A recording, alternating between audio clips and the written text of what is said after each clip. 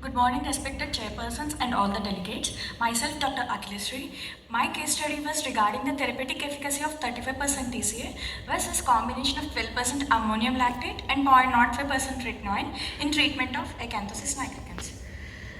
A brief introduction about the acanthosis nigricans. This is a symmetric eruption, hyperpigmented eruption characterized by velvety cutaneous thickening, usually affects the sides of neck and other flexural areas such as axilla, cubital, antecubital fossa, groins. Usually, acanthosis nigricans is associated with high insulin resistance conditions such as obesity, type 2 diabetes mellitus, metabolic syndrome, polycystic ovarian disease. Apart from insulin resistant conditions, it also can be seen in individuals who take medications such as oral contraceptive pills for a longer period, steroids, and triazinate, which is a folate antagonist, and also can be seen in some malignancy conditions such as adenocarcinoma and Hodgkin's lymphoma, which is a rare association.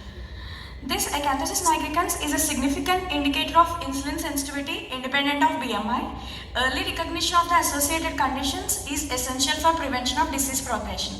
Weight loss and lifestyle modification have shown a very good improvement in obesity-related acanthosis.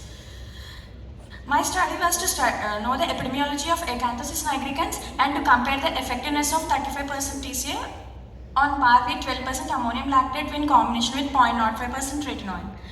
This is a hospital-based, open-label, split-site prospective therapeutic comparison study done at a tertiary care center. And 60 patients attending dermatology OPD with acanthosis were included in the study. And exclusion criteria include pregnant women and patients who are not willing to give consent.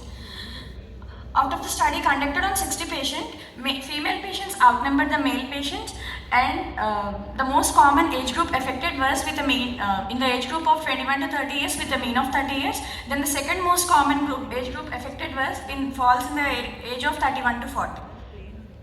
Involvement of neck was seen in all the 60 patients, then followed by involvement of axilla in around 56.6% of the study population, and majority of the populations, that is more than 80%, they were either overweight or obese according to body mass index. And dyslipidemia was found in around 31% of the study population. This is the picture on the left, graph on the left side shows the involvement of neck in around 60 of the study population, and the graph on the right side shows the BMI with more than 25 to 29.9. Majority of the study population fall in that BMI range.